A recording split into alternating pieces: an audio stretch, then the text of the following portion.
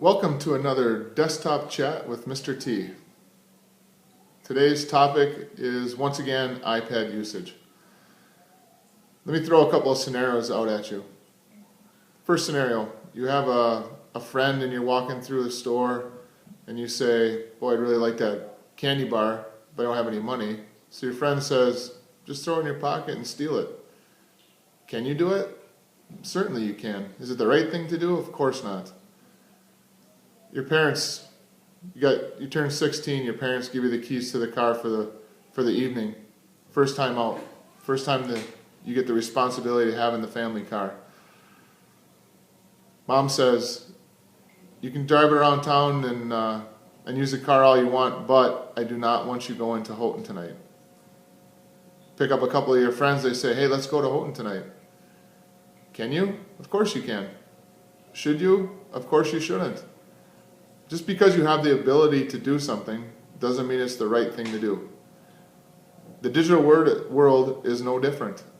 It's the same as taking a candy bar when you're not supposed to from the store, or driving to Houghton when you're not supposed to because your mom told you not to. Can you circumvent the system on the iPads and download things that you're not supposed to? Of course you can. Are you supposed to? No, you're not. And we can't continue to keep playing games about what are you supposed to do? What can you do? We found a way around. My friend showed me how to do this. I'm quite comfortable that everyone here knows the expectations of how the iPads are supposed to be used and what you are and are not supposed to do with them. So now we have a situation where people have figured out ways around being able to download apps onto their iPad. Can you do it? Absolutely you can do it. Are you supposed to? Absolutely you're not supposed to. We can't have a device, we can't treat you like young adults if you can't be responsible. We have an option of doing it just like they do in the elementary and keeping the iPads here, letting you use them in classes when you need to use them.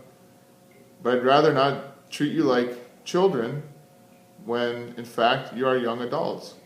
Along with that comes responsibility. So we need people to be responsible, to make good decisions, to use them appropriately, to do the right thing. That's on you. And we need your cooperation there. There's no two ways around it. Are there going to be other things that people are going to figure out ways around and ways to use iPads inappropriately? I'm quite certain there will be. What we have to rely on is the fact that our students at Calumet High School are young adults that are responsible and that are going to do the right thing. And we need your cooperation there. Now I'm quite aware that people have emailed to each other ways to download apps when you're not supposed to. All right, we need to clean it up. Mr. Jocks and I will help you do that. If you come to us and say, look, I made a mistake, I was dumb, we'll straighten it out for you this time. In the future, if we find iPads that have apps on them, other materials that aren't supposed to be there, we're going to take them away. It's that simple.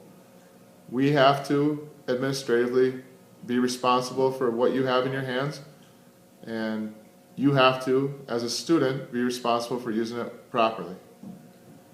So if you've made a mistake, bring the iPad in to Mr. Jocks or to myself. We'll clean it up for you this time, and we need to make good choices as students and users in a digital society. Thank you and have a great day.